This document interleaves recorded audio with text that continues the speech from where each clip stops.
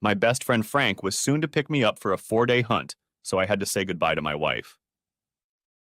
Frank loaded his pickup truck with everything he needed to hunt, dress, and transport his prey. We made sure that such preparation was the key to success. He threw back the padded bed cover and opened the locking drawer behind the cab. I put my rifle in the box beside him and my gear bag in a plastic box attached to the side. I climbed into the cab and took another look at the porch. The front door was closed. Frank pulled out of the driveway and headed toward the highway. We quickly made our way to an old cabin that had been in Frank's family for generations. The current owner was his Uncle Bob. However, Bob was no longer able to get around, and Frank became the primary user and caretaker. He has made some major improvements over the past few years, including better insulation and installing a more efficient wood stove so we don't have to huddle in the parkas all the time. For this season, he installed a satellite dish that not only broadcasts many channels, but also provides internet. "There's still no reliable cell coverage here," he said as he presented the upgrade, "but you can use WhatsApp over Wi-Fi if you want to call Maeve. You know, she doesn't expect a lot of contact, and I like to be out of touch sometimes, so I guess I won't tell her about the internet being here just yet." We'd watched SportsCenter over dinner, and now I was reading a John Sandford novel while Frank sat on his laptop. We were both sipping beers, but it was only the second of two for the evening. We weren't stereotypical yahoos, just off on a drunken boys' outing, free of our wives. We actually wanted to test ourselves against nature and hopefully refill our freezers with venison. "Oh, shit," Frank exclaimed. I closed the book, but kept my finger on my finger looking at him. I expected the exclamation to continue, but Frank's eyes were still fixed on the screen.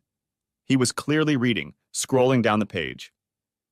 "Holy double shit," he said. Then he tore his gaze away from the screen and stared at me with a vacant-eyed stare. Then a look of doubt appeared on his face, like maybe he shouldn't have addressed me. I put my finger on the bookmark and asked, "What's up, Frank?" Was he looking at a news site? Had my house burned down or had Maeve been in a car accident? His voice and face dropped. "Oh, shit. You'll have to see for yourself." He turned the laptop 90 degrees so it was facing the empty chair to his right. I rose from the shabby chair, crossed the dining room table, and sat down. I shifted my gaze to the screen, expecting to see a horrifying headline. It wasn't a news site. It was some kind of social networking site. On the screen was a picture of a smiling Maeve. I called her smile evil. I looked up at Frank. "What the hell? What is that?" "Sorry, Matt, but it's a dating site," he replied helplessly. "A dating site?" Shit just didn't fit in his head. "Look," he said, "you know that after Tracy and I broke up, I was in deep shit, and for 6 months or more I just sat around with nothing to do, barely holding a pen. I started checking Tinder and other sites to meet people. Women." "Meet women?" I looked at him more determinedly. "So, some of these sites kind of skip the dating and go straight to the fun stuff." Frank's voice lightened as he said, "I did manage to get laid a few times, but there are wives on there too." "Wives?" "Well, yes. There are a few wives, and a lot of husbands, who are looking for some fun on the side." I looked at the screen again. Further down the page was another picture of my wife. My gut twitched. "Mav? Hey, Matt, look, let me tell you something. I've found that there's a lot of nonsense and even fraud out there." He nodded toward the laptop. "I've come across fake profiles more than once. Profiles that use a woman's name and image without her knowledge. Maeve could be a victim. I mean, I've never seen her here or on any other site before." I mentally grasped at that straw as I examined the profile more closely. The photos definitely belonged to Maeve, but could they have been hacked from our own computer? The photo with the sly smile looked familiar to me. Then I noticed one detail that stabbed me in the heart. The outfit she was wearing in the second photo. The entire outfit cost almost $100. I knew because I had bought it for her last Christmas. That picture was less than a year old, and I didn't have time to take it. I started reading. "Can you help me with my daddy issues? And I don't mean sugar daddy. I'm pretty sure my dad has wanted for a long time to, you know, but he hasn't. Yet. But I keep thinking about what it would have been like. Sometimes I think of my dad the way he is now, middle-aged but still hot. Sometimes I think of him as the gorgeous young man I've seen in pictures. I can even imagine a virile retired man still able to give mom more than she can handle, so of course daddy's girl would be happy to help. So no matter what age you are, if you're clean and fit the description, please send a photo and let's meet.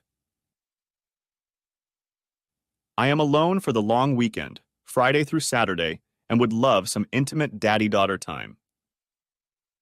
Underneath the profile item was a box that read, Current status, closing soon. I looked up and caught Frank's gaze. Daddy issues? What the hell? Look, this might be a good thing. He must have seen my eyebrows fly up to my hairline because he hurried to continue. No, really, dude. Some of those cheating wives I was talking about? It's not that they're unhappy with their husbands or want to leave them. Sometimes they just have a certain zest they're uncomfortable sharing with him. Maybe they want to try it with a woman or a black dude at least once. Or do they have fantasies about daddy? Said I. Frank just shrugged. I looked at the screen again and continued reading. Then I got a lump in my throat, and I must have wheezed or something because Frank said, You found double shit. Double shit indeed. Dad's family comes from Greece and Italy, so he has a classic Mediterranean look. He has dark eyes and dark curly hair. He has a strong, straight nose, but a little Roman hump is normal. If that's you, I'm looking forward to a daddy-daughter date. And if you're 6 feet tall with the physique of a long-distance runner, it's going to be a very hot date. What? What? Actually? I know, Frank replied. I gotta say, Matt, I thought you were in on it, but the look on your face tells me otherwise. Not a damn clue, man. Not a damn clue. Frank and I were both totally confused because Maeve's father, Sean, is a pale-skinned Irishman with rust-brown hair. The description she posted on her profile didn't fit him, but it did for me. Then I got to the triple crap. Under the description of Maeve's dream, Daddy was another box that said, Join the chat room. I started scrolling through the messages where assholes were chatting with my wife. Then one comment just struck me. Hi, I've had a lot of time on my hands this past month. I hope you have a place for me. Almost immediately came a reply from my wife. Oh yes, I can definitely make room for you. Write to me and let me know when I can see you again. Did you have a good time last month? I can definitely make room for you. When can I see you again? Screw me. My wife wasn't looking for one date, but many, and had been for a long time. She's done this before, I said, stunned. I raised my eyes to Frank. Can you tell me how long she's been on this dating site? I mean, that's the way it is, isn't it? Maybe she's doing it for the money? I recoiled back in horror, half expecting Maeve to appear on the live feed from the camera. Frank turned the laptop toward him and began to mouse over the touchpad. As far as I know, it's just a dating site, nothing more. Oh, as I see you've already figured out. He walked around the site some more. Well, it's not set up like she's running a business. These sites are full of pros and semi-pros, but I don't see any warning signs. He added embarrassedly, I guess she can ask for advice from the guys who answer her directly, but everything points to her doing this for fun. He looked at the screen again and changed the subject. Okay, here comes an interesting variant. She also thought that once would be enough, I growled. If it really was only once. My shock was turning to anger. And she's having a whole damn weekend while I'm away? She tells that bastard she can make room for him? Whoa, Matt, whoa. It's not like she has a calendar here so you can see when she's free. It's like a pop-up site designed for speed dating, not long-term relationships. Make a date with her, I said. What? On her profile page, it says this pop-up site is about to close. Swipe right or whatever the hell it is, and see if she's available for a date this weekend. I want to know if she's really having fun while I'm up here in the mountains. Well, I could try to get a date, he said, though it was clear from his voice that it was the last thing he wanted to do. But I don't fit the description, and she seems to be serious. She wants to see a picture. It hit me again. She wants to see a picture of me. I wondered what she would say if she got it. Next chapter. I told Frank about my idea to set her up on a date using my picture, and he said he thought it was a good idea. Don't be one of those knuckleheads who lets it happen when he has a chance to stop it. I then reminded him that it was too late if she had done the same thing a month ago. That got him thinking. Then I said I could still ruin the fun of this month by writing in the chat room that I was coming home with a rifle and would be on the lookout for any assholes talking to my wife. Then he changed course and said it was probably best not to warn her. Look, she said she has Friday and Sunday free, so she'll make a date for that time.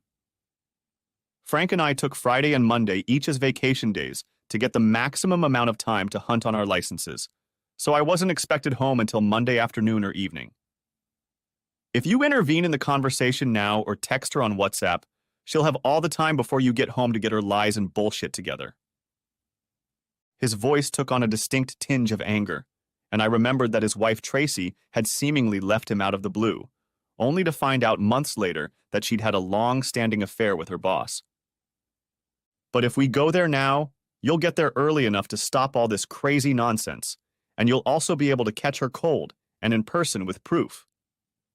He nodded and grinned as he looked at a little girl's profile on his laptop. It was a little over 3 hours from home, and we discussed all of our options as we drove along the mountain roads and then the highway. The conversation was about how to prepare Maeve for tonight at our house, how to follow her to where her dates were scheduled, and how to ambush Dad when he arrived for his date. But the most serious conversation was about the divorce, which will probably take place whether or not dating is stopped this weekend. Frank's experience with divorce law was not a pleasant one, but his painful experience will hopefully be my defense against the worst. 2 hours later, we were on our third repeat of everything and drove the rest of the way in mostly silence. When we pulled onto my street around 10:45, Frank slowed down, preparing to stop in front of my house, but I said, "Keep going." He glared at me, but without saying a word, he pressed the gas pedal again. "Turn the corner and stop," I commanded. He did so, then looked at me again.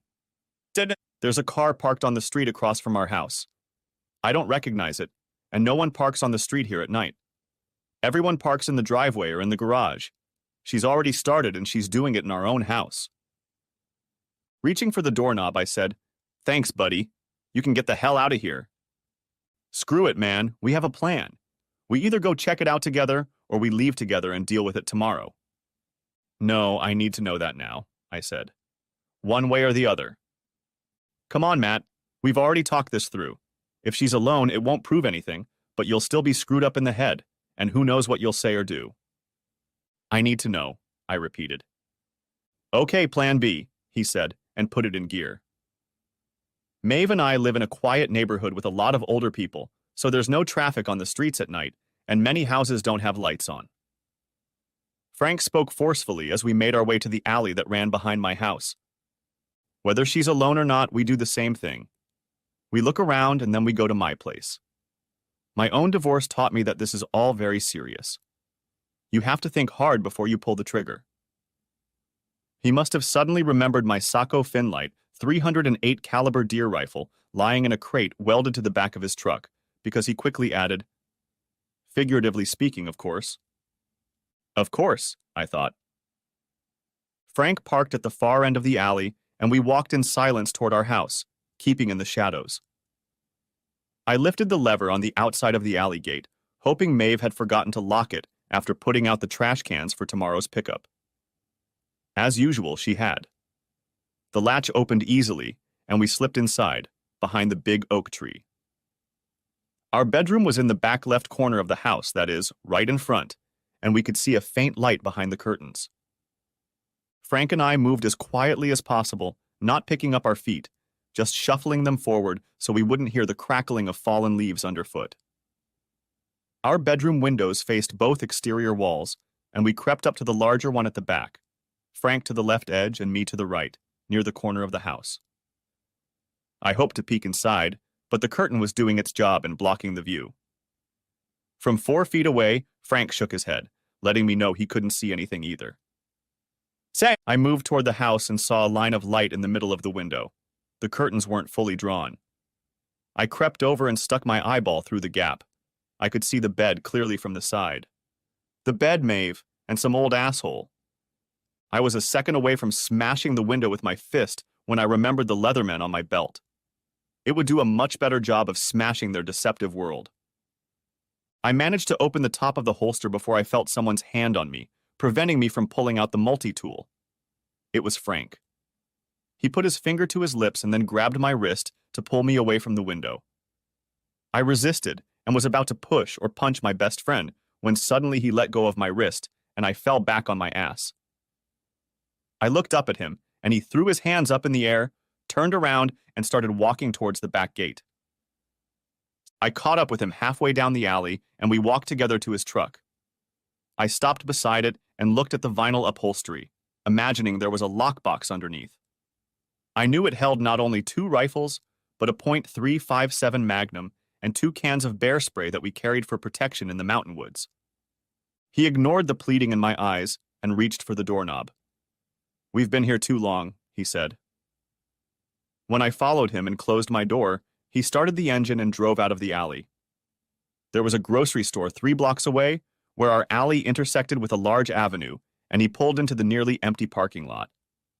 The store closed at 10 o'clock, and probably only the employees' cars were still there.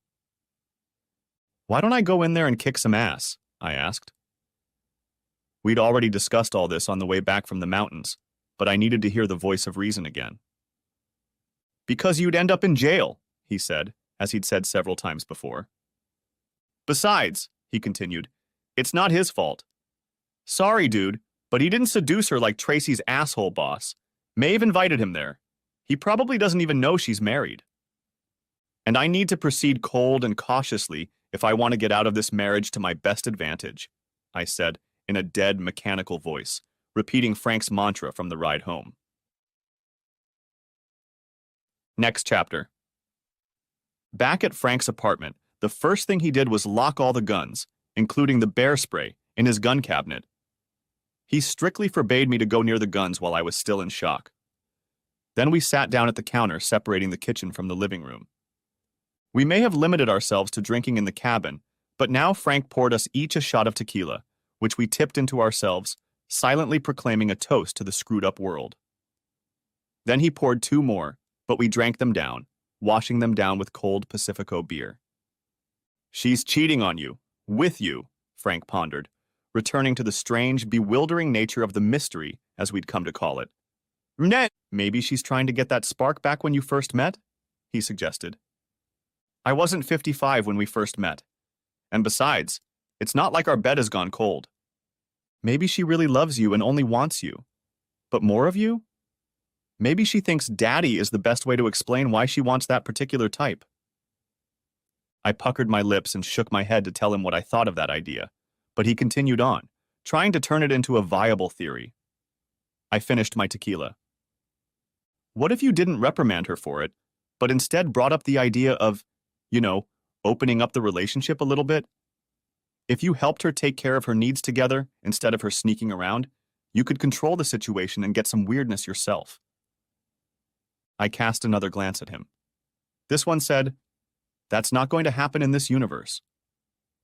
Then I held out my empty shot glass to pour another. Unsurprisingly, we overslept on Friday morning, but once we woke up and recovered a bit, we got down to the parts of yesterday's planning that still made sense. First, Frank drove me to the car rental agency, and I took their most unassuming sedan. Then I went to the bank, the services of which Maeve and I did not use. At the bank, I opened a checking account, using money from the trip that I had withdrawn from an ATM back on Wednesday. I was able to get an ATM card from the new bank on the spot, and the credit card was promised to be issued by the following week. The bank teller who helped me looked to be in his 30s, which is only a few years older than me. He didn't wear a wedding ring, but had a general expression on his face like a hunted dog. I had to give him a utility bill or something to confirm the address I wanted to use, since it was different from the one on my driver's license. But when I told him I was getting ready to get divorced, he immediately took pity and put in the condo address with no problem. I got the look on his face right. Here was another victim of the marriage wars.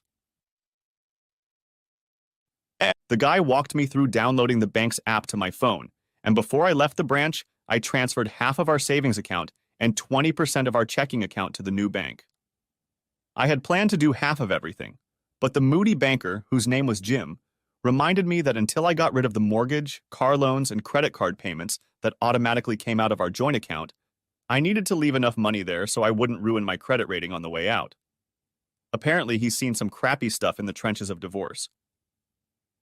I thought about going to work and asking HR Finance to transfer my direct deposit to a new bank, but two things stopped me.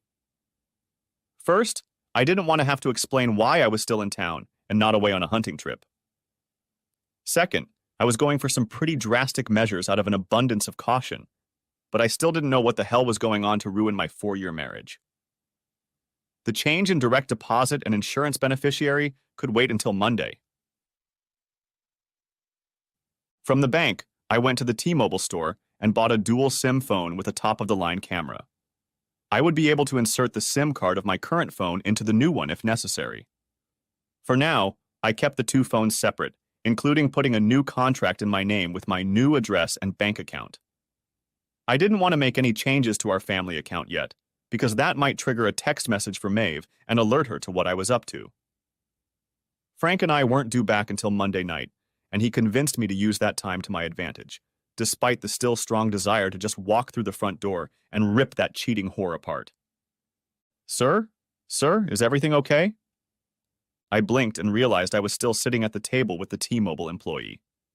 She was explaining how to switch between two SIM cards, and I was obviously following my dark thoughts, dreaming of retribution, and that dream was obviously giving me a scary look. I'm sorry, I said.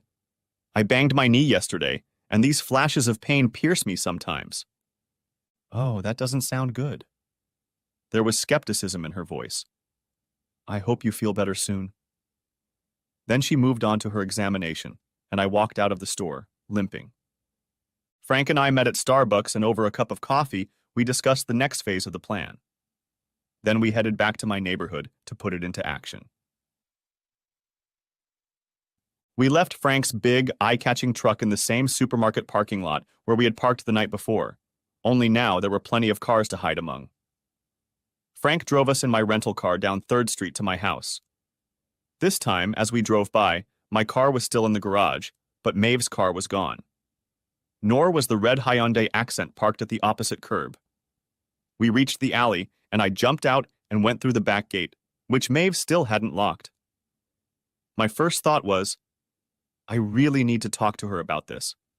Sure, it's a nice neighborhood, but she still needs to take basic precautions. Then I thought, damn, am I worrying about this? I shook off that confusing train of thought and decided I was lucky she was careless about security. Sure, I could have let myself right in the front door, but the retired neighbors might see me and then come up and ask why I was already back from hunting, or mention it to Maeve later. Best to stick to the spy shit for now. Frank went to take up his post in the supermarket parking lot. 95% of the time, Maeve and I got to our house by going down Tompkins Parkway in either direction and then turning onto 3rd by the supermarket. Keeping an eye on the house during the half hour I was supposed to be there was a little paranoid since Maeve is supposed to be at work, but better safe than sorry. At least I won't have to worry about fingerprints, I thought, as I unlocked the back door and entered the back room. The utility room had a hatch to the attic, and I used a pole with a hook on the end to fumble for the ring and lower the folding ladder. As I poked my head through the hatch, the walkie-talkie on my belt beeped twice. It was part of the pair we used to communicate while hunting. The double beep was Frank's signal that he was in position. Every 10 minutes he would give me another double beep as confirmation and countdown. I paused and jammed the transmit button for a long moment to confirm we had a good connection. The attic was too generous a name for the storage room under the eaves. I had to crouch and duck to get across. Fortunately, the luggage I was looking for was only a few feet from the trapdoor. I grabbed a canvas gear bag and an old backpack-style briefcase. I had bags downstairs that I liked better, but I wanted to leave as little trace as possible that I had been in the house and taken some things. I closed up the attic, checking for any finger or footprints from attic dust. My next stop was the alcove in the living room that we had turned into a home office. I pulled my passport, social security card, will, birth certificate, and marriage license out of the small safe and put them in a briefcase. The envelope contained $2,000 in cash, and I took half of it. There were also gold coins in there worth about $5,000 at today's prices.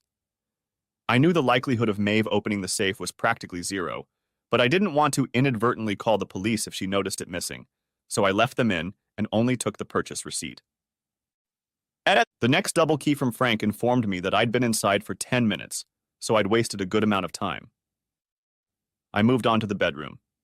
I didn't feel like going to work on Monday in cargo pants, a flannel shirt, and worn Timberlands, so I grabbed a pair of black slacks, 2 dress shirts, 2 ties, some dress socks, and an old pair of black loafers from the far closet. Too few items for Maeve to notice the absence. Now for the hard part. While we were at Starbucks, Frank and I played with my new phone. We finally learned how to take time-lapse pictures and back up our data. Shooting in time-lapse mode meant no sound, but we didn't think it mattered. Watching her having fun would have been unpleasant enough without it also being audible. Besides, we didn't think critical pillow talk would give away Maeve's devious plan. I placed my new phone on a cabinet against one wall, peering into the gap between my baseball cap and straw hat. I took a few test shots until I found a position where the phone was almost hidden, but still captured 80% of the bed. Then I set up a time-lapse and set it in place to capture the evidence of the destruction of my marriage. Before I left the bedroom, I pulled the edge of the curtains on the window where Frank had tried to peek, creating a small gap that would allow peeking from there next time. Of course, I didn't tell Frank about this part of my plan, because he made it clear that peeking was no longer a good idea. And then, as if his ears were blazing, Frank relayed another 10-minute warning to me. I gave him a confirmation signal and then moved into the living room for my final assignment. In another upgrade to his Uncle Bob's hunting cabin, Frank had installed several trail cameras to keep an eye on the game. We had grabbed one of them before we came down the mountain, and now I had mounted it on a tall bookshelf to get shots of the sitting area in the front room. It was motion sensor powered, and with a freshly charged battery and an empty SD card, I was confident it could cover the entire 3-day weekend. I'd have to pull out the SD card later to get the pictures, while the bedroom phone had to upload them to my cloud account every 6 hours. I returned to the alley with 2 minutes to spare and got Frank's last signal, 2 double taps on each other, as I walked into the store parking lot on the opposite side from where he'd parked, eagle-eyedly watching the corner of 3rd Street and Tompkins Parkway. Next chapter. We had both gone through the KFC drive-thru and were now sitting at Frank's lunch table with food and papers scattered about. We each had notebooks with to-do lists and brainstorming notes. It was like a planning session for a hostile takeover of another company, which I had participated in as a business analyst on more than one occasion. I didn't have much of an appetite, but chicken tenders and fries were an easy snack. I was more interested in the double shot of Jack that Frank added to my Coke. "Okay, you should text her," he said. "Gotta keep things normal." Maeve knew the cell signal in the mountains was crap, and hell, she was probably counting on the fact that the lack of connection wouldn't prevent her from interrupting her date with an awkward call from hubby. But our tried-and-true method of partial communication was to always have a text sent, just in case I hit a streak while wandering through the mountains, and the phone was able to complete the sending process. I stared dumbly at the message screen. What the hell am I supposed to say? "Give me this," Frank said, snatching the phone from my hands. "You're going to say what you always do." He scrolled back a few pages, apparently taking a closer look at our usual text baloney. "Oh, ho, you're naughty. No, we're not going to say that. Okay, here they are, the usual texts on the run." He spoke aloud as he typed. "Hey, babe, we got here without any problems. The weather seems good. We'll be out on the trail early in the morning. We'll text again later. XOXO, Matt." He hit the send button and then started typing in a new number. Okay, next call is to my and your, if need be, lawyer. Frank said that Kelly DeWitt had saved him from more abuse in a system that favored the wife, even if she'd screwed it up herself. He also noted that even though he knew he was losing in court, he was pleased to see that Tracy was clearly upset that her husband's divorce attorney was a 30-year-old woman as beautiful as herself. The phone was picked up in DeWitt's office, and I listened as the attorney apparently got on the line, and Frank took a couple minutes to exchange a few words and introduce me. He handed me the phone. "Hello, Matt?" spoke a pleasant contralto. "I'm afraid Frank didn't tell me your last name." "This is Karis, but please call me Matt." "Okay, Matt. Well, first of all, my condolences. I understand this all happened unexpectedly and pretty ugly." "Yeah, pretty damn ugly. Oh, please excuse my language." She laughed. "Don't worry about it. If you can't blow off steam with your lawyer, who can you?"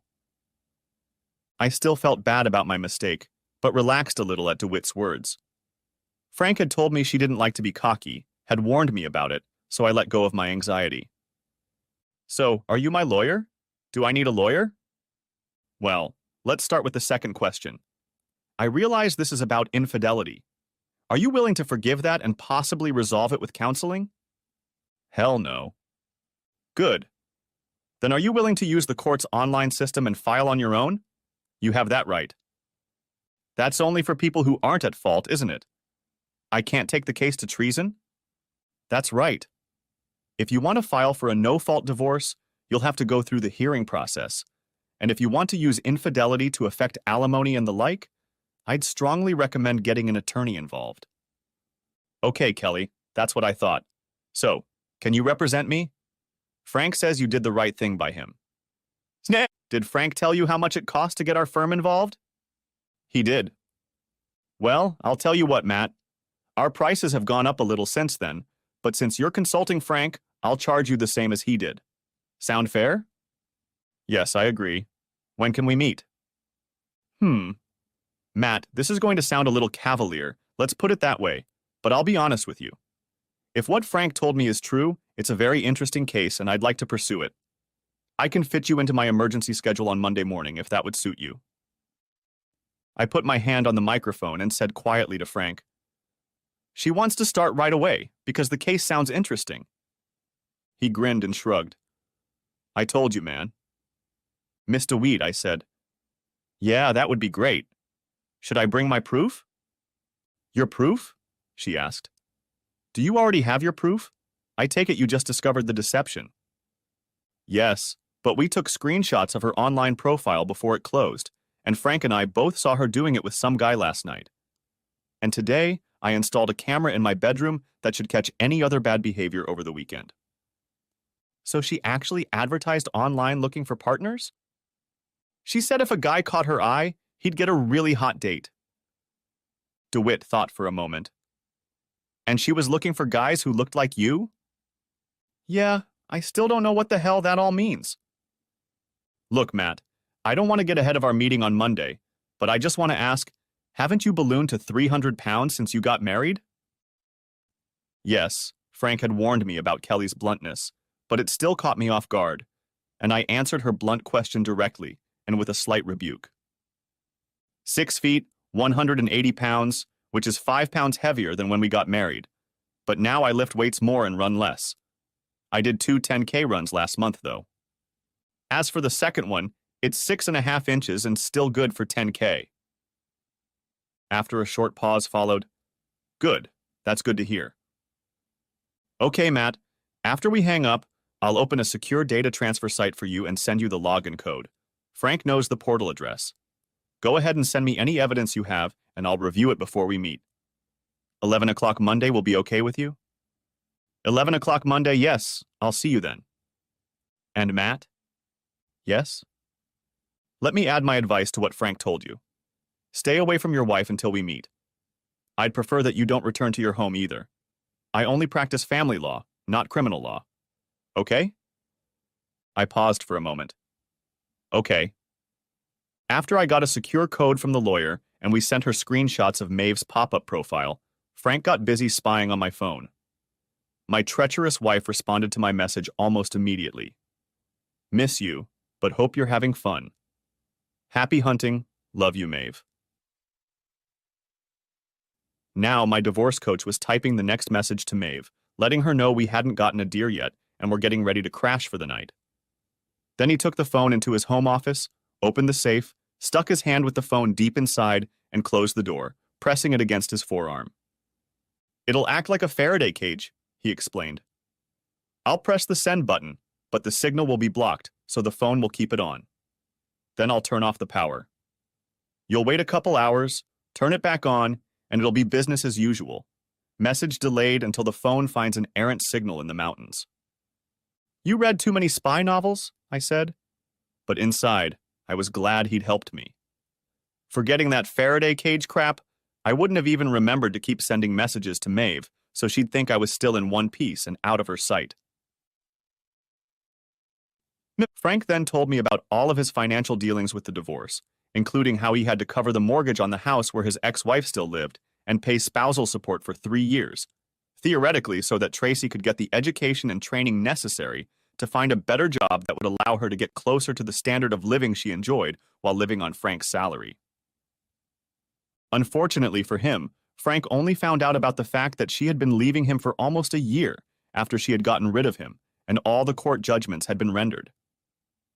Now, even though she was still regularly copulating with the married bastard, on paper she was living alone, and Frank couldn't argue that she no longer owed her support. I hoped that Maeve's outrageous infidelity would save me from having to fund her whore life as Frank had. We began to apply Frank's hard-won knowledge by doing what people do in such cases. I didn't incur much expense or loss by closing investment accounts and the like, but since I handled most of the family's financial affairs, I had all of Maeve's logins. First, I changed the passwords for those logins. Then, I changed the contact number on all the accounts to my new phone and changed my email address to mine. As with the home safe, I didn't expect her to try to get in there, but when things went belly up, I didn't want her rushing in to grab my money. I canceled our 2 additional joint credit cards, paying them off with a joint check.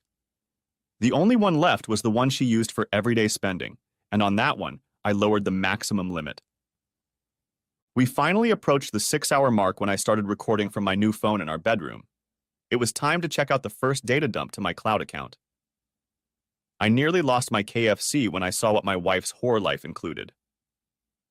I programmed my new phone to show up every 15 minutes, starting at the beginning of the hour, and take 6 pictures 30 seconds apart to capture the 2.5-minute span. 15 minutes later, the bed was still empty, but it had already been made up. I went back to check, and yes, the pillowcases were different, so Maeve had obviously changed the bedding. There were 11 more groups of pictures. 6 were blank, 5 had 2 other lovers pictured on them. I need to get out of here, I moaned, swallowing bile. Yeah, Frank agreed.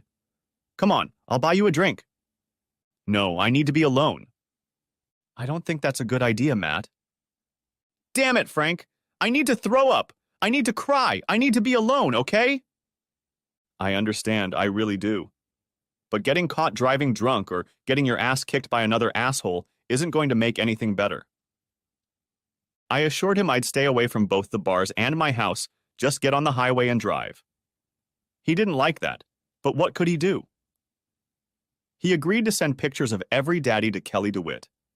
Before I left, he reminded me to turn my phone on so Maeve would get my last message and so he could check on me. I thanked him again and headed out to break my promise and a half. I did stay away from the booze and got on the highway to drive. However, I only drove 30 minutes north and 30 minutes back to allow dusk to turn into a full, dark night. The supermarket was still open, so I parked among the shoppers' cars and retraced my earlier steps, walking down 2nd Street a couple blocks to Elm, then halfway to 3rd and into the alley that ran behind my house. This time, the trash cans were in the yard, and the back gate was locked. Still, it was only a 6.5-foot high wooden fence. After checking the neighbors to make sure no one was in the yard, I sprawled out and swung over the fence in a second or two. Once I landed, I crouched by the fence, listening to see if there was any disturbing sound. Then, I retraced the steps Frank and I had taken the night before and crossed the yard in a hunter's stride until I hit the back wall of the house. The gap between the curtains I had set up earlier that day was still in place, and I had a clear diagonal shot of our bed from its lower left corner.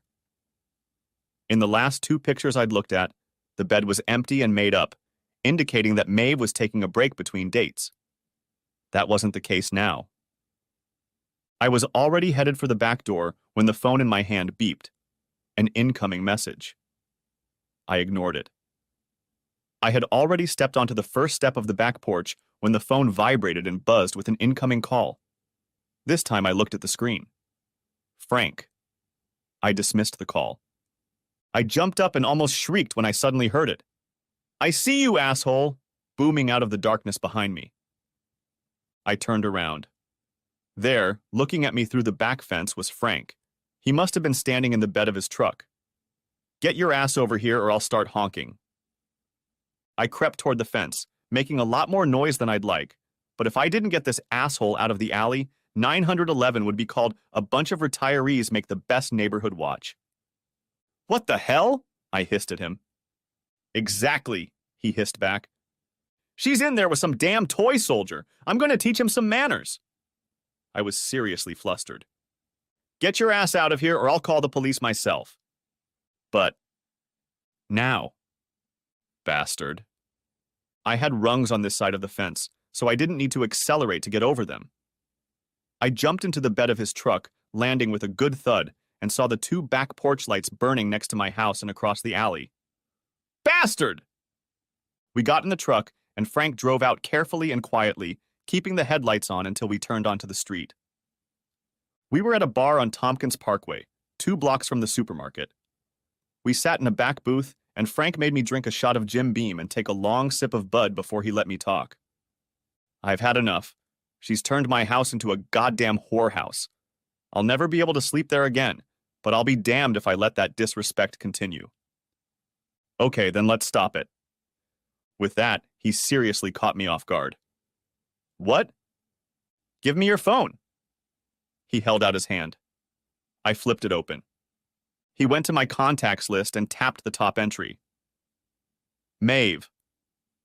When the phone started ringing, he put it on speaker. It went through 5, almost 6 rings. Then my wife picked up the phone, gasping. "Matt? Why are you... I mean, what a nice surprise to get a call instead of a text. You must really miss me." "Hi, Maeve. It's me, Frank." "Frank? Why are you calling me when Matt... Oh God, something's wrong. Is Matt all right?" "I'm afraid not, Maeve. He's had a little accident. I don't think it's too serious, but I might be taking him down the mountain tonight, and I wanted you to know." "Oh my God, what happened? Can I talk to him? What's wrong?" "Look, calm down. It's not that bad. I didn't mean to scare you because it's not that serious. I don't think it is. But I noticed that we had one of those rare moments when we'd get a good signal up there. You know, some sort of weather phenomena. Anyway, I thought I should take the opportunity to contact you and warn you." "Can I talk to him?" "Well, actually, he's asleep right now. He took a big bump on his head on a tree branch in the dark, put an ice pack on it, and fell asleep." "Hit his head. Do you think he has a concussion?" "Honestly, that's what I'm most afraid of. It's probably just a bad bump, but I'll wake him up every couple hours during the night, and if he's acting weird, I'll drive him down the mountain to the hospital in White River." "Oh my God, do I have to drive there?" "No, of course not. Like I said."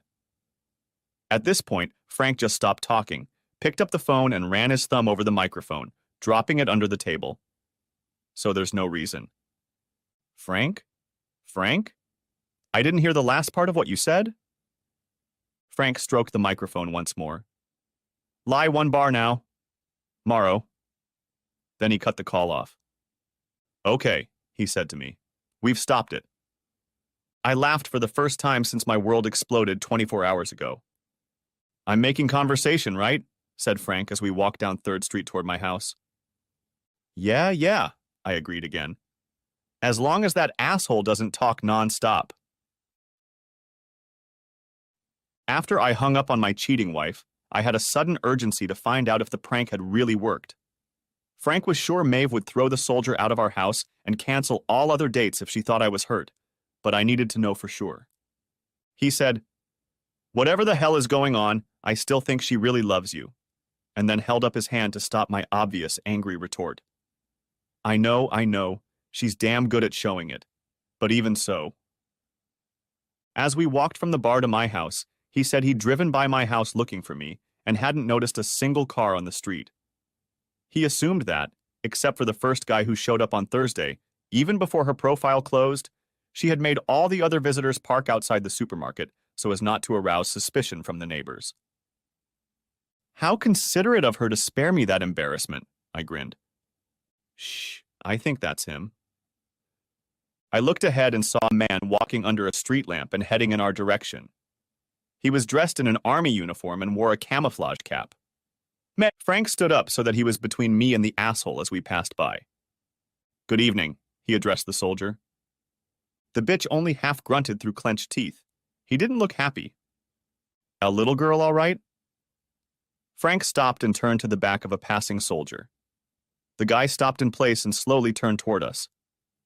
A little girl? I don't know. Shit, Frank said, turning to look at me. He does look like you when you were younger. The kid furrowed his eyebrows, and then his eyes widened as he shifted his gaze from Frank to me. Young daddy, meet your real husband, my friend said to the stunned punk. You like married women, don't you? Growled I. Frank took a half step in front of me. Down, boy, he said in a low voice, clearly intending for the guy to hear it. Gee, didn't you notice any pictures that looked like your older brother when you were at that married woman's house? Asked Frank. Now I understood his anger. My buddy had played Mr. Cool for me, but now, faced with an asshole like the one who'd turned him into a cuckold, his long-standing anguish was finally coming to the surface. She said she's divorced, the bastard stammered. Not yet, but soon. My voice continued to sound like the growl of an enraged bear. Oh, shit. Then the guy ran. I caught up to him. He may have been 9 years younger, but I knew I could catch up to him in a block or two, and when I did, I'd walk right down his back. Minute! Frank turned around and stretched his arms out in front of me. No, man, no. For the second time in 2 days, I was close to tossing my best friend aside, but then I saw the misery on his face. I lost Tracy to a cheater. I don't want to lose you that way, too. I released the tension, but I still wanted to pounce on the soldier boy. You've already lost the main battle, kid. If you go after that shit stain, you'll win a small one, but you'll lose the war. Attacking some kid isn't going to get you back Maeve or respect. It's just going to make you look like a public laughingstock, and then possibly jail time. I felt my shoulders slump as I watched him do the same. Maybe I'll beat him up a little, I finally said. Maybe in 6 months or so, after we give you a good alibi, he grinned. Frank's truck was still parked at the bar, so we sat in my rental car in the store parking lot. Waiting. Yes, Maeve had clearly kicked the soldier out before they consummated the relationship. And yes, I was in agreement with Frank's opinion that we'd managed to pour a bayonet of cold water on all of her cheating. But still, I should have known. Frank was already growing weary of my obsession, but experienced cuckold and friend that he was, he agreed to give me an hour of his time. We spent the first half at the bar, sipping beers in what should have been toy soldier time, and then settled into my car. It paid off. A Nissan Sentra with out-of-state plates pulled into the parking lot, and a guy got out of it but didn't go into the grocery store. Instead, he headed to the corner and looked up to read the street signs. That's how he ended up under the streetlight, and I judged him to be a cousin who looked like me. The asshole traveled a long way to entertain my wife, but judging by the pictures she posted on her profile, it was worth it. He headed up third, and I ran up second as soon as the corner of the grocery store hid me from view. My plan was to make it to Maple, the street behind our house, then circle the block and head back south to our house. Frank was going to give the guy a head start, and then follow him north on 3rd, mainly to prevent me from pouncing on him in the street or finally blowing up in my house following Maeve. I waited in the shade of a big tree at the corner of Maple and 3rd. Don't ask me if it was a maple. The guy walked up the street, stopped to check the house number, and then turned up the driveway to our front door, striding rather briskly. I walked down 2 houses down from my house and hid behind a tree again in the darkness between the streetlights. He rang the doorbell, then took a half step back and struck a pose. The door opened, but only partially, and I saw light pouring out of it, but I couldn't see Maeve. I could hear her voice, but it was too quiet to make out the words. I guessed what it was. Date canceled, when the door closed in Dad's face less than 10 seconds later. The guy stood frozen in place for a few more seconds, then apparently remembered how far he'd traveled to get here and knocked loudly on the door. The door opened again. It must have been on the security chain, and this time I heard her say, "I'm sorry, but it's off. Now please get out of here before I call the police." Then the door slammed shut again, and I heard the distinct click of the deadbolt. This time, I heard the guy as well. "What the hell? Hey, bitch!" He cut short his sarcastic rant when the porch light on the house between us suddenly came on. As the door began to open, he spun on his heels and swiftly strode down our path to the sidewalk. Gotta love curious retirees. Unfortunately, I didn't want them to see me, so I remained seated behind the tree while old Virgil Leonard stuck his head out the door and looked the other way at the man walking down the street. When all was clear, I hurried down 3rd, fighting the almost irresistible urge to walk up and knock on our front door myself. Frank was waiting for me around the corner of Elm, and together we headed back to Tompkins. As we pulled into the supermarket parking lot, we heard tires squealing. Someone was burning rubber driving away from the store. "You shouldn't get angry while driving," Frank said. "Very dangerous," I agreed. Saturday morning, after a restless night's sleep in Frank's guest room, I reviewed the camera footage from the night before and found that Maeve's was even more restless. With nothing new to say, I began preparing photos of Maeve's last 2 encounters to send to my new attorney's data site. "Should I include the video I took through the window?" I asked Frank. "Hell no," he replied. "What you got from the other camera is enough, and it's best if we don't tell Kelly about going into the house." "Do you think that toy soldier shit his pants?" I asked, sending the pictures. Frank grinned. "Wouldn't be surprised." Then he stopped grinning. "I just hope it's enough for him to grow up and stop showing off before he runs into a husband whose gun isn't locked up." Damn, you just ruined my mood. "Well, let's send Kelly her alarm call. That should cheer you up." Turning on my phone and scrolling through another dozen messages and missed calls from Maeve, I dialed the message myself. "Hey babe, it's Matt. Sorry Frank scared you, I'm fine. Band-Aids, aspirin, ice, and sleep did the trick. I hate to leave without the deer, so I'll stay as planned. I'll see you Monday night. Love you." I hit send and was just reaching for the light switch when the phone rang. It was my lawyer. "Hey Kelly, didn't expect to hear from you on a Saturday morning." "Hey Matt, I was just checking your website and saw that your new package came in." I covered the microphone and asked Frank, "Should I tell her?" He nodded. "Hey Kelly, I'll put you on speaker and let Frank tell you why Maeve's night ended with a whimper and not an explosion." "Good morning, Kelly," Frank said. "Good morning, Frank.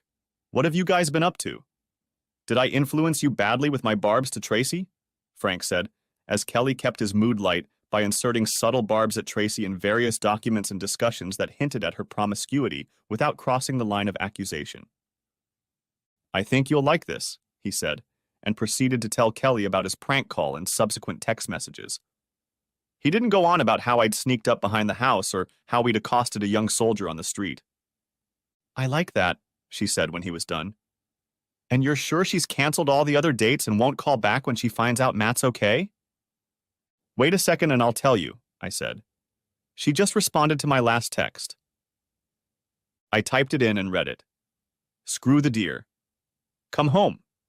I need you. I love you. Please come home now." "I told you, man," Frank said. "Told him what?" Kelly asked. "That she really loves him, despite all this shit. Kelly, have you ever run into any real nymphomaniacs in your practice? I mean, nymphomaniacs with serious mental disorders who can't control themselves?" And there was silence on the attorney's end of the phone line for a moment, then a, as she obviously pondered the question. I've had clients and spouses of clients with mental health issues, but I think it's possible. And I'm supposed to accept that, I muttered. Forgive her if she claims it wasn't her fault? Kelly, you've seen the pictures. How do you think I can stop seeing them in my mind's eye every time I look at her? I don't think you can, Kelly reassured her. If she is diagnosed with a mental disorder, it will likely affect the type of divorce and how the property is divided. But I don't think any judge will deny you a divorce after she planned everything to meet these men. This conversation forced me to make a decision. Kelly, how quickly can you file the papers? I can't live with this woman anymore. Yeah, I can see that, she said. Look, Matt, I have a couple ideas, and we'll probably have to meet with her and her lawyer before we decide which trigger to pull. But I'll have something ready for us to discuss on Monday, okay? Okay. But what am I going to tell her Monday night when I don't come home? You won't tell her anything. I'll be the one to tell her. So what am I supposed to do now? I asked. I've read the list of your actions you attached to the first data transmission, and I think you've got it all covered. Anything else could backfire on the judge. So sit tight, be patient, and don't step on your own beak. Frank grinned and said, I'll tell you, Kelly. I'm doing everything in my power to keep him from doing that, but he keeps trying. Speaking of which, Kelly said, Matt, didn't you say you were still good for 10K? Frank and I froze and stared at each other wide-eyed. Was my new lawyer, who Frank called hot, asking about me not having erectile dysfunction? Yeah, I think I said something like that, I offered cautiously. Good, then run along. Bye, boys. And off she went. The phone rang again, only this time it was Maeve, and I turned it off. To take Kelly's advice and go for a run, I first had to go to the mall and buy new sneakers and other gear, since I obviously didn't bring anything with me on the hunt. Frank went for a run with me, which meant I had to stop at 3 miles because that was already well beyond his comfortable distance, since he only runs occasionally. I still felt like a caged tiger, so Frank came up with another way to vent his held-back emotions. We put the rifles back in his truck and headed toward the mountains again. This time, however, we drove only an hour before we arrived at the shooting range where we went before every hunt to shoot the rifles and regain our skills. I was shooting 4 times as much as Frank, so it was no surprise that he finished cleaning his rifle much earlier than I did and went to talk to the shooting master. I noticed that during the conversation they both glanced at me now and then. Well, what did he say? I asked Frank when we were back on the southeast road. Frank didn't mince words. He said he'd seen it before and asked me if I could keep you from shooting at anything but paper targets. I said I could. Frank kept his word, immediately moving my rifle from the safe deposit box to his gun safe as soon as we got back to his apartment. The rest of the weekend passed in torture, with Frank acting as governor, keeping my mental engine from stalling. We watched Marvel movies, but he wouldn't let me look at the spy pictures anymore. We drank really good whiskey, but he would only pour me another shot after I'd had a couple Coca-Colas, club sodas, or coffee in between. He also managed my correspondence with Maeve, keeping me from reading her messages and telling her, as he did me, that I was doing pretty well and had come very close to bagging a deer, so really wanted to continue on Sunday. Then on Sunday, he sent a morning text saying that I had gotten in deeper and planned to spend most of the day in a tree stand. She's already starting to call you an asshole for not coming home, he told me with a laugh. Wait until she gets served with divorce papers, I replied. I guess some petty part of me had to be enjoying the payback, but mostly I was just so damn miserable. I loved this woman, and I'd never had any reason to think she didn't love me just as much. Maybe she really did have some kind of mental breakdown that made her love me so much that she had to hire doppelgangers to keep entertaining me over and over again? I wondered if I would need the same therapy she did. After the 4th sleepless night in a row, I woke up Monday morning feeling exhausted but firmly back in the divorce camp. For better and for worse, in sickness and in health, that was as far as it could go. Maeve had too much planning to make it happen, and too much pleasure was on her face as she was whisked away by one daddy after another.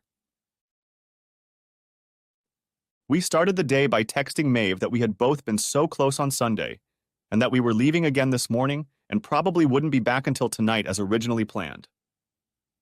I apologized again for freaking out on Friday, but she has to believe me when I say I'm fine. I said this from the parking lot of the supermarket near our house, and her response followed quickly. You let me suffer in fear all weekend, and you still can't give up that damn deer to come back early? Well, maybe you should just go with Frank to his place, because now I'm not likely to want to see you right away. I had to smile, sensing the irony in her suggesting I do what I'd been planning all along.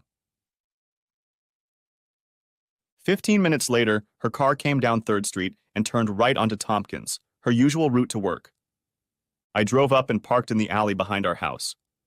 I wasn't trying to go completely undercover this time, but I also didn't want to incur a visit from the neighbors by parking out front. When it was clear, I went up and climbed the fence again and then entered the house through the back door. I got my camera from the living room and my new cell phone from the bedroom. Then I grabbed a full-sized suitcase from the 2nd bedroom, which served as a pantry and closet for now, and was planned to be a nursery in the future. Well, so much for that plan.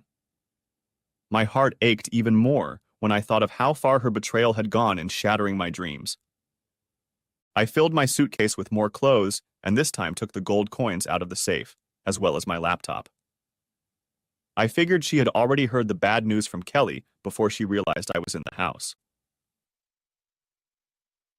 Back at Frank's, I pulled the SD card out of the camera and plugged it into the computer. Brushing my teeth vigorously, I went to the room I was occupying and, fully dressed, collapsed onto the bedspread. I lay like that, covering my eyes with my forearm, until Frank called me and told me the videotaping was over. When I walked out into the open-plan living room, Frank was in the kitchen making breakfast sandwiches in the microwave for breakfast with Jimmy Dean, and his coffee maker was bubbling. Ah, the bachelor life. You should take a look at the rest of the camera footage, he said. It'll make you feel better. My laptop was on the coffee table in front of his couch, and I settled in front of it. And then I noticed the shot of whiskey standing next to the Dell. 9 o'clock on a Monday morning? Another sign of my entry into the life of divorced men. Well, why not? I tipped back the shot and braced myself to look at the computer screen. Frank was right. The video from Friday night to Monday morning was far more entertaining than anything I'd seen before, and also informative. After Private Little Jerk was pointed at the door and his successor was locked out, we continued to see snippets of Maeve activating the motion sensor, pacing restlessly around the house, usually with phone in hand, talking or texting, trying to ascertain the condition of her injured husband. This continued throughout the night. Saturday and Sunday it happened again, with Maeve looking very irritated and increasingly angry as I apparently brushed off all her concerns and requests to come home in favor of getting my holy grail, a large multi-point hunter. However, I paid particular attention to the way my wife cleaned up. I hadn't noticed it in previous videos, but a few items that would normally be in the living room were missing, but were now back in place. They were mostly pictures that showed me. Frank was sitting next to me. We were eating sausage cookies and drinking black coffee. Damn, I said. She really erased me, didn't she? Guess that guard wasn't lying when he said Maeve filed for divorce. Wait a minute, go back, Frank said. Go back to the end of Friday. What did you see? I asked, going back to one of the earlier clips. Look at her hands, he ordered. Maeve was strutting back and forth across the living room, both hands raised and actively texting. What? I then answered my own half-asked question. Oh, no rings. I skipped ahead, clip by clip, to about 10:30 Saturday morning. Okay, here they are. She really did play the role of divorcee to the last. Kelly DeWitt, Esquire, had gotten up from behind her blonde wood desk to greet me when the firm's secretary directed me to her office door. Now she stood, still holding my hand after a handshake, but already stepping back. She was indeed a striking woman, about 180 centimeters tall, in a well-tailored suit that emphasized her slim but firm figure. But I resolutely kept my eyes on her. Dark amber, with a slight almond shape. She, on the other hand, was blatantly shifting her gaze from her toes to the top of her head, with a noticeable pause in the middle. 6 feet, 180, long-distance runner with a bit of muscle in the last few days. I suppose that means I can accept the rest of your self-description as true as well. Thankfully, she phrased it as a statement rather than a question, because I had no idea what I was supposed to say next. Please have a seat, Matt. I'm sure it's been a rough weekend. How are you doing? Hard, that's for sure. Anything new from Maeve? I'd sent her a few messages from my wife, including the one asking me not to come home. This just came in while I was parking the car. I held out my phone to her. Baby, please, please, please ignore my last message. Yes, I'm mad as hell at you, you idiot, but I need you to come home as soon as possible. I'm dying here without you. Please, Maddie, please. Okay, Kelly pondered. If my feelings are correct, it doesn't seem like your wife did what she did to get rid of you. What's more, I have a feeling that once she finds out that you know, she'll never try it again. Hell, she might not even try again. I'm supposed to rely on that anyway? And there's no way I can pretend it didn't happen. No, of course not. But if she explains the reason and promises it won't happen again, is there any chance you'll forgive her and continue your marriage? Kelly raised her hand to stop me when she saw my mouth open for an obviously angry response. I have to ask about reconciliation, Matt. The judge is going to insist.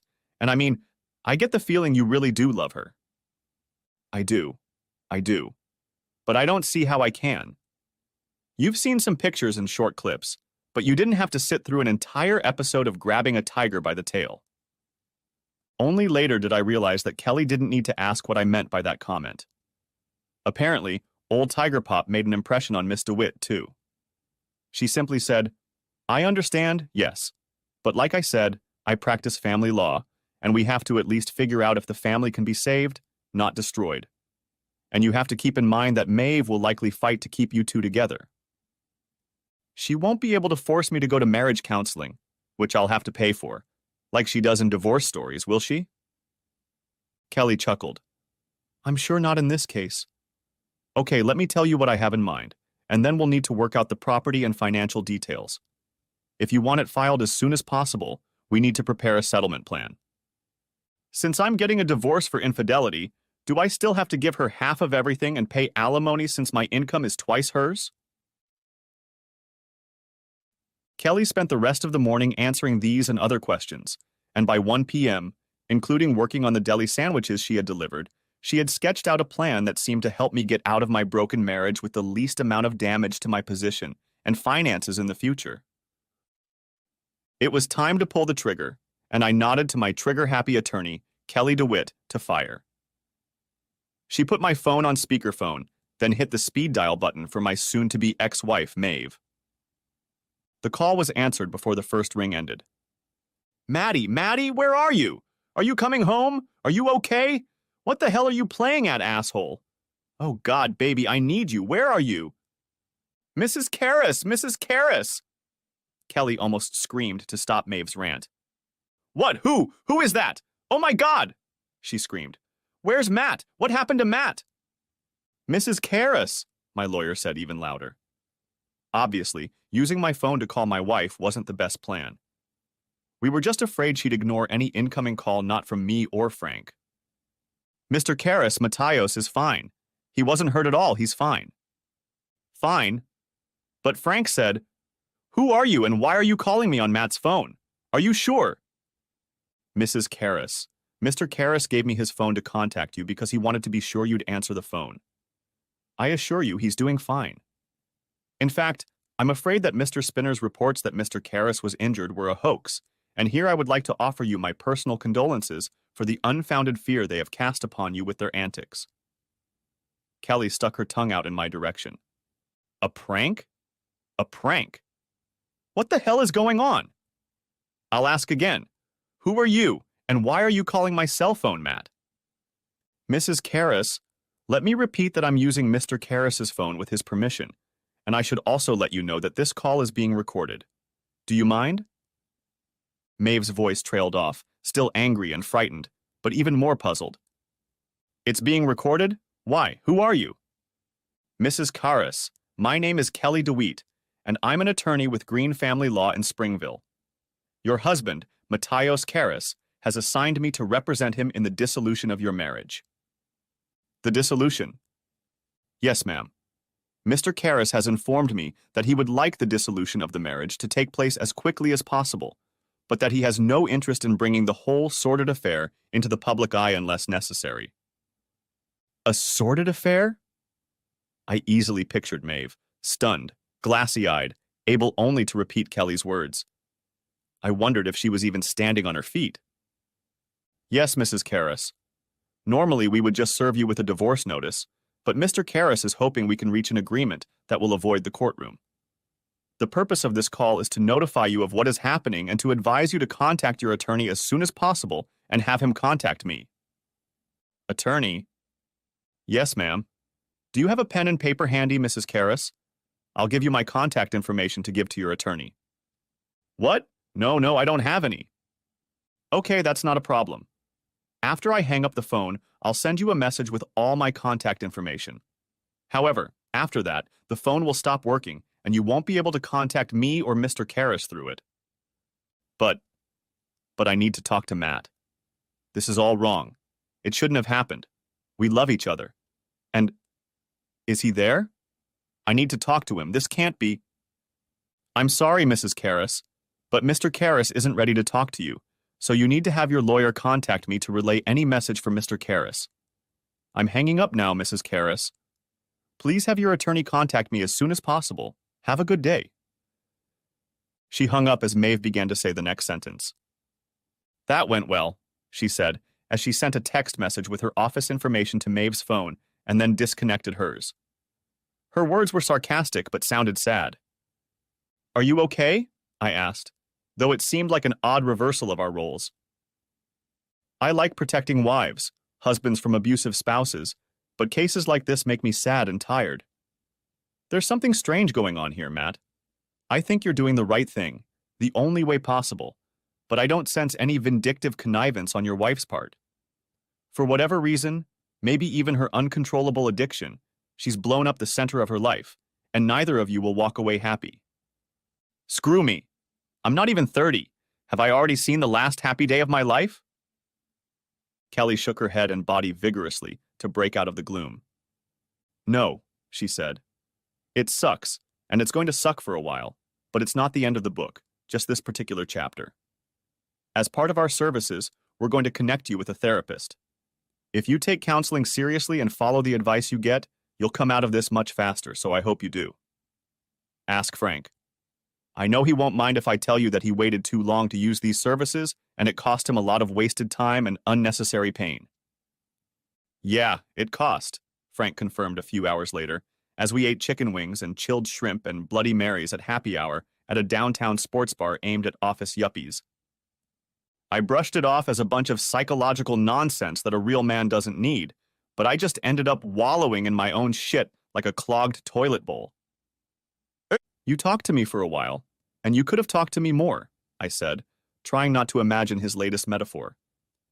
I know you had my back, but honestly, it hurt more than it helped. At least until I got outside counseling. But why? I asked. His face crinkled. Because of you and Maeve. You were so happy. You seemed so perfect, and it made me grieve even more for what I'd lost. Especially when I realized that I had been living a lie for so long, unaware of anything. I didn't know what to say and just sipped my drink. Then, after I went to see Kelly's therapist, I was finally able to start looking at you two as a sign of hope for the future instead of a reminder of the past. His voice trailed off. And it all turned out to be another lie, I said. Screw me, he muttered. Screw me, I repeated and held out my glass for a toast. We clinked quietly and drank deeply. Hey, Matt, have a seat, Kelly DeWitt said to me for the second time in 2 days. This time, we were in a small conference room, and there were several papers spread out on a table that could seat 6 people. It was 3 o'clock Tuesday afternoon, but I wasn't at work because, having gone in the day before to change my direct deposit information and family contacts and beneficiaries, I had consulted with my manager, who had given me the day off today and allowed me to take the rest of the week off if I needed to. I spent the day mostly at Frank's house, doing apartment searches for the move. I certainly wasn't going to live in my ruined house again. We'd have to sell it if Maeve didn't want to buy me out. I'd run 5 miles this morning and another 3 in the hour before I met Kelly.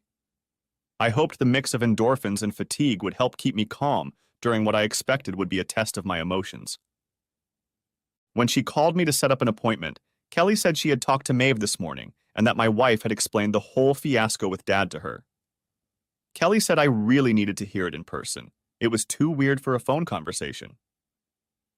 When the receptionist ushered me into the conference room instead of Kelly's office, my gut clenched, and I half expected to see Maeve and her lawyer sitting there, waiting in ambush for me. I must have exhaled rather loudly because Kelly laughed lightly, waving her hand toward the room as if to demonstrate that it was empty. No, just the two of us, she said. Just needed some space to work, that's all. When I sat down at a table in the corner away from her, she added, although Maeve herself begged me to be here to tell you all this. If this were a TV show, it would be a classic showdown. Then I guess I'm glad it's not television, I said. Kelly gave me a wicked grin. But as I thought about her yesterday after we met, I realized how glad I was that she wasn't the slightest bit like Maeve. Kelly said, I think I'm going to see a surprised and shocked expression on your face, but I can only imagine how much better it would be if you heard it from your wife's mouth.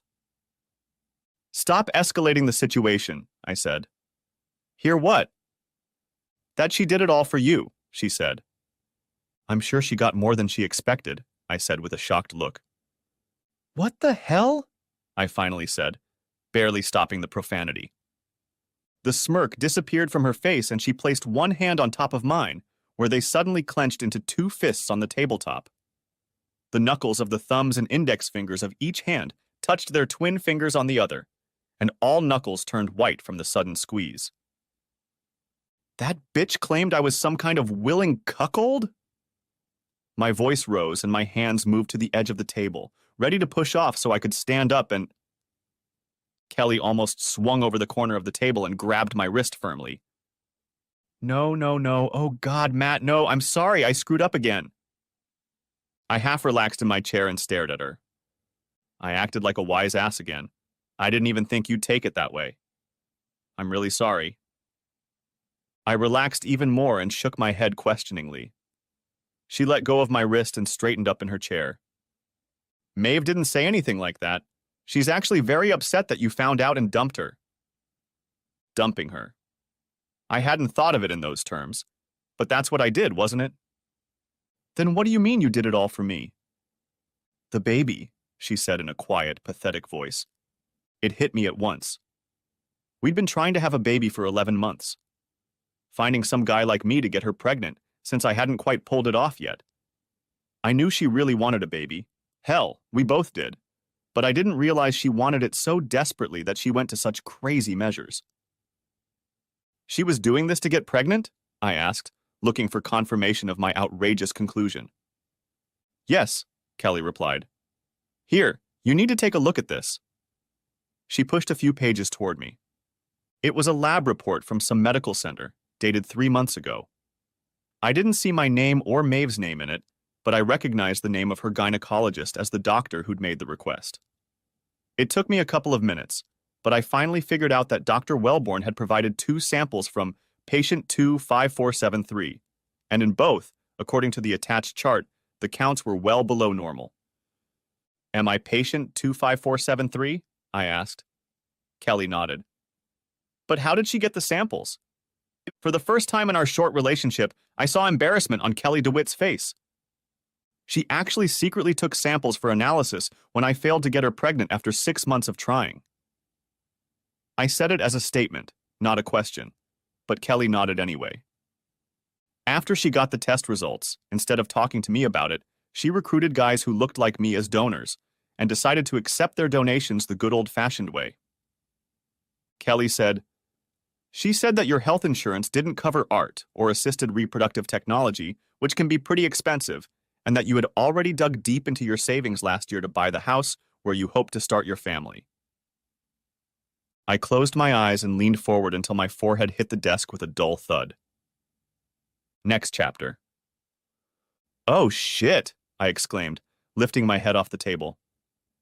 I began tapping my fingertip diligently on the birth report. That means I won't have to pay child support if her plan works, right? Kelly's face grew even sadder. You'll still have to get tested since you're low, but not zero, she said. But it probably won't be necessary. Why not? What's wrong? My stomach clenched into a knot. After Maeve and I talked this morning and she realized she'd been exposed and you're threatening her with divorce over it, she went to see her OB/GYN. This Dr. Wellborn gave her the morning after pill for emergency contraception. But today is not the morning after, I said. She was with her first boyfriend Thursday night. She asked Dr. Wellborn to call me to confirm that this was true, and the doctor confirmed it. I didn't know how to feel about it. Maeve had made an insane effort to conceive a child, but now that she knew I wouldn't become an ignorant cuckold and raise someone else's offspring as my own, she was literally erasing the mistake. It was all so damn sad. Then came the next belated realization. She did this to me just before I left for my hunting trip on Thursday. She was clearly preparing me to get her pregnant. She probably would have jumped me again as soon as I got home to reinforce the idea that I was with her while ovulating. She took all those guys with her bare hands and would have done the same thing to me on Monday. God only knows what diseases she picked up. The lawyer returned her right hand to her left. I'd always thought a lawyer held a client's hand figuratively, but I appreciated the gentle warmth of her smooth palm on the back of my hand. Unfortunately, such sordid details are a big part of this business, she reassured me. And the fact that STDs are passed from one spouse to another is something we think about all the time. First, to keep our clients safe, and second, from a cold point of view, they can play a role in tilting any settlement in our client's favor. But apparently Maeve was thinking about that too when she made the appointment. Matt, yesterday after our meeting, I reviewed the security footage you gave me on that flash drive and noticed a strange detail at the beginning of several of her visits. I reasoned that the guy was new to her, or they'd already hooked up that time she'd apparently done it a month ago. Oh shit, I muttered. What? Kelly asked. She did it a month ago too. I still have to take the test. Uh-huh, Kelly stretched out. She admitted to that too, though she insisted it was the first and supposedly only time. She said she was only able to sneak in for one night, some story about visiting a sick sister, and only met 3 guys in 2 days. When that didn't work, and your long hunting weekend coincided with her next ovulation cycle, she decided to reach out to more donors to increase her chances of getting pregnant this time around. Again, she vowed to return to fidelity afterward. Until it's time to have a sibling for my child out of wedlock? I thought we agreed we wanted at least 2, and possibly 3 children. I shook my head, trying to shake off the heartbreaking thoughts of losing my dream family. Did you say something about the camera video and how it had something to do with STDs? Yes, Kelly picked up on it. When you watched the camera footage, did you notice how she often looked at the smartphones of her visitors shortly after they arrived? Yes, she did. I figured she was checking to see if they'd actually been invited. Kelly's face turned grim. Turns out she was checking their current STI and HIV test results. Disbelief must have been reflected on my face because she continued. Yeah, I know, right? But they get tested regularly. So what? I asked a frozen Frank after recounting to him all of Maeve's maneuvers that night over pizza and beer. You do that? Do you take tests regularly and carry the results with you on your phone? Well, actually, yes, I do. I also always go wrapped up, but I carry the labs with me. You actually go into the lab while your new friend is watching you and look up your latest results online. That way you can be sure it's not a fake health certificate in front of you. And if I ever start dating again, I'll probably have to do that nonsense too. When you start dating again, he emphasized. But yeah, I'd recommend it, man. I gotta say, he continued, I'm surprised Maeve's lawyer let her spill so many details early in the negotiations. Well, that's because she doesn't have a lawyer yet. Kelly apparently discovered her in front of her office this morning and insisted on talking to her right away. Kelly again advised her to get a lawyer, but Maeve was convinced that once I knew the truth about her actions, I would call off the divorce and lawyers would no longer be needed. And how did that work out? He asked wryly. Kelly said that almost to the very end of their meeting, Maeve talked as if she thought her whole plan made so much sense and actually showed how much she loved me that I was coming home to her tonight. In response, Frank offered me another beer as we sat in the kitchen of his apartment, where I expected to stay until I decided if I could even continue to live in the same town as Maeve, let alone in the same house. A week and a half later, I was sitting in the same conference room at the Green family law office. This time, however, Kelly and I were sitting side by side on one long side of the table, and Maeve and her attorney were on the other. "Mr. Karras, Miss DeWitt," the balding man said, placing his hand on the stack of papers on the table in front of him. "I'm afraid we have two problems. First, Mrs. Karras remains determined to maintain her marriage to Mr. Karras." He paused and quickly moved his other hand over Maeve's arm as she tensed, as if about to start professing her love to me again, or throwing herself across the table to receive the hug I'd refused when they'd first entered. Apparently, lawyerly hand-holding is a real skill, and I wondered if there were seminars on it in law school. When Maeve reluctantly sat down, he continued. "Second, if reconciliation proves impossible, the proposed agreement," he tapped his finger on the papers, "is completely insufficient. It talks about a 50-50 division of property, but it doesn't include all the assets that should be considered marital, and the proposed spousal support is too small and too short-lived to significantly reduce the standard of living my client enjoyed during the marriage."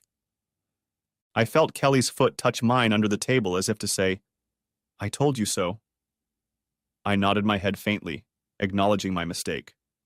Though no, I couldn't call it a mistake anyway, because it was the right thing to do. "Mr. Philpott," Kelly cut in, "I hope you're considering the fact that Mr. Karras has agreed to pay 60% of your own fees as part of the assets you count. It also shows a remarkable sense of justice on the part of a man who has been incredibly wronged. The judge will certainly take note of this if we are unable to resolve these issues here, and they are left to the discretion of the court."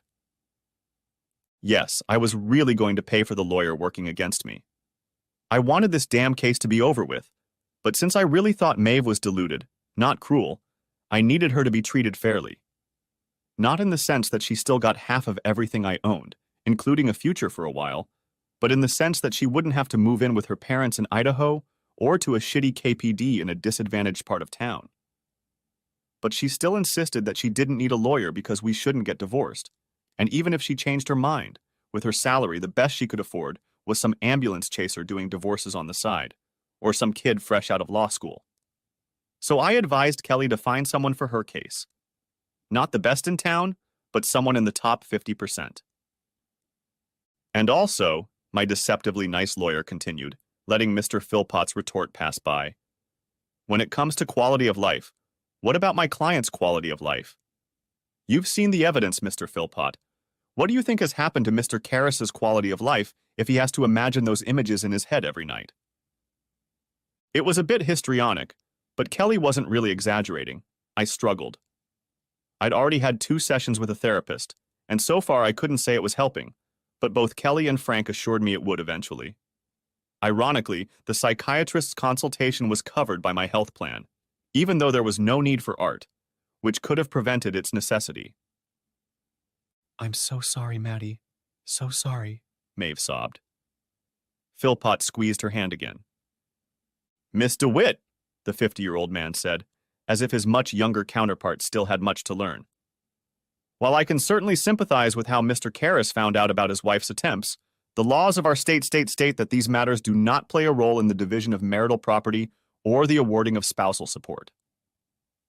In the case of a petition for a non-negotiated dissolution of marriage, Mr. Philpott," Kelly snapped back, "but if your client doesn't agree to the negotiated offer to end the marriage you hold before you, then we won't file that offer if we have to go to court." She put her hand on her own pile of papers, which was considerably thicker than the one Philpott was referring to. "This petition for dissolution of marriage will be filed because of your client's fault, and the only reason will be his adultery." She slid the packet toward Philpott.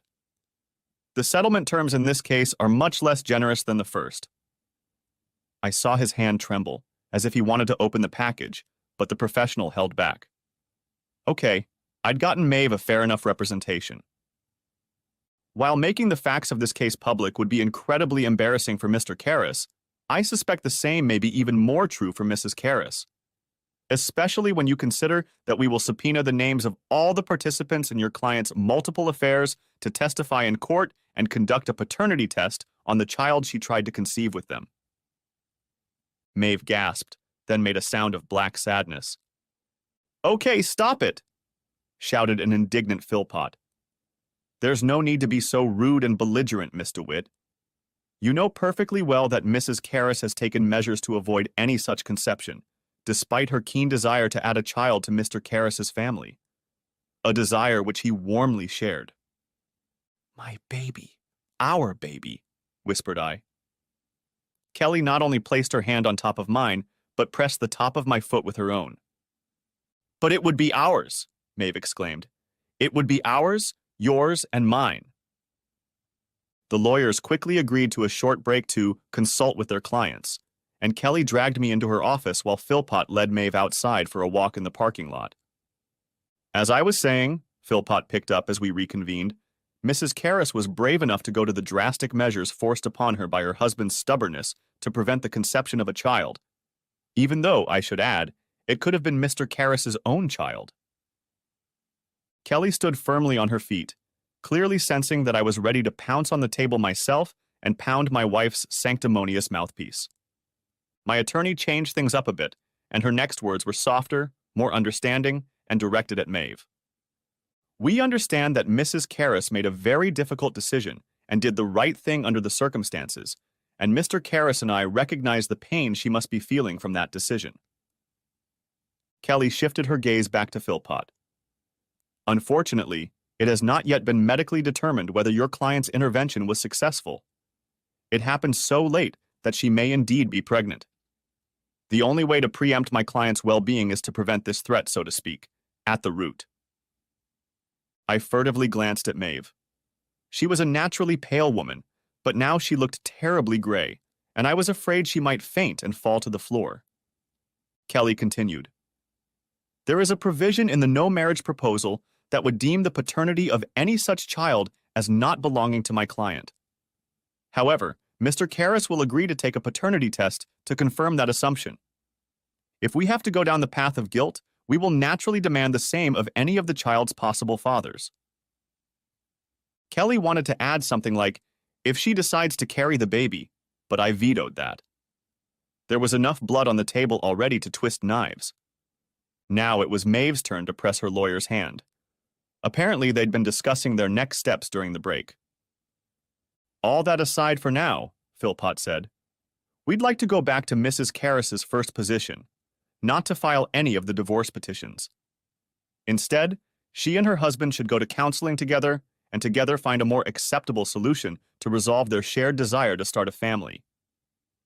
Damn legal dictionary. Damn lawyers. Why couldn't she have done this from the beginning? I almost howled. Why not just tell me that instead of turning into a lecherous whore? Mr. Karras. Matt. The three voices sounded over each other before I slammed my fist on the table. I stared at the wooden surface and slowly said through clenched teeth. I'm already in counseling, I said. My therapist says the why question is like a funnel, and I can't heal until it fills up, or at least stops growing further. He suggested that I ask Maeve to join us for one of our sessions in the future to address this issue. But now here we are, and I need to know. Why did you choose to bring strangers into our bed instead of just telling me about a medical problem we were supposed to be dealing with? My client didn't, Philpott started to say, but Maeve interrupted him. I didn't want to hurt you by telling you that you can't give me a baby. It's just that you're so into your physicality, and I didn't want you to think you weren't that kind of man, insisted Maeve. Oh my God. Am I really such a big asshole? I asked, wondering if I was so unaware of myself that I'd never noticed such a glaring character flaw in myself. No, she repeated. I say all this wrong. She took a breath and exhaled. If we could afford IVF, I'd tell you. But we would have had to either go into debt or wait a few years for the money to come in, and we really wanted to start a family now. So it was just an exercise for you with the donor. It wasn't about breaking out of the monotony of marriage by being with other men. Exactly, exclaimed Maeve. Oh God, why would I ever want to run anywhere? So you haven't been enjoying yourself? She flinched at this word, but continued discreetly. Don't you see? Yes, I called them folders on my page, but they were really all you, weren't they? Any memories I had were connected to you. Like in Multiverse in those comic book movies you love. I could add the memories of doing it with you, younger or older, to the wonderful memories I have of doing it with you now. And when you thought back to those encounters, perhaps feeding the child that one of those alternate selves had put inside you, you always thought of your real self? She couldn't resist another grimace at my barbed words, but continued, Yes, always about you. I turned my head and looked determinedly at Attorney DeWitt. She raised her eyebrows slightly in question. I nodded just as silently. She reached for the other folder circled in red, the nuclear option folder. As I spoke, Kelly slowly pulled out a series of photos and placed them side by side in front of Maeve and her lawyer. The 8x10 color photos Kelly laid out were from the front and back cameras in the house, as well as one of the videos I had taken Friday night while spying. I noticed that my wife's complexion changed from gray to green. Maeve's face turned pale when she finally saw her actions through my eyes. She barely made it to the trash can by the conference room door before she threw up. Epilogue. Our house on 3rd Street sold quickly, and although we'd owned it for less than 2 years, it had increased in value enough for us to pay off the mortgage and cover some of our moving expenses. I left Frank's apartment for a more work-friendly condo, and Maeve did move back to Bumfuck. I suppose the thought of running into her at Starbucks was overwhelming to her. However, she was able to move into a small apartment rather than her childhood bedroom. She wasn't pregnant. My ex had also found a decent job that allowed for a reasonable lifestyle in such an inexpensive neighborhood. I was glad, because while the child support I'd been paying for 5 months wasn't a real strain on me, I was pleased to know that she wouldn't suddenly find herself destitute when it stopped after the 6th and final month. Of course, she had brought this misfortune upon us both, and the thought of her mad betrayal still gave me no peace. But she was the love of my life, and I had no doubt that her remorse and regrets were genuine and as deep as my own. Her last letter said she still hoped we could reconcile. That's pretty damn unlikely, as my British friend would say. Still, dumping anger and despair and actively working on them was a major component of my ongoing therapy. Frank and Kelly were right. Regular counseling did indeed lead me to stop thinking of myself as a huge loser whose life was essentially over, save for another 40 or 50 years of dull gray monotony. As for Tracy, apparently her labor value in the office wasn't valued too highly by the other executives in the firm, and she ended up as a barista at one of those Starbucks where Maeve was afraid to run into me. Tracy blamed Frank for her troubles for some reason, even though there was no indication that it wasn't just an accident. Nevertheless, the police checked him out properly and found witnesses and surveillance footage that clearly showed he was at a Foo Fighters concert that night when his former rival was eating bark. So, what does the future hold for me once I'm on the road to recovery? Well, after the last amount of spousal support is paid, I will have fulfilled all of my obligations in the divorce proceedings, and Kelly DeWitt will no longer be my acting attorney. When she found out that I went to an art exhibit opening and was happy about it, she said she wished our first date had been at the gallery too. Thanks for watching. I hope you enjoyed it, so subscribe to my channel and watch the next video.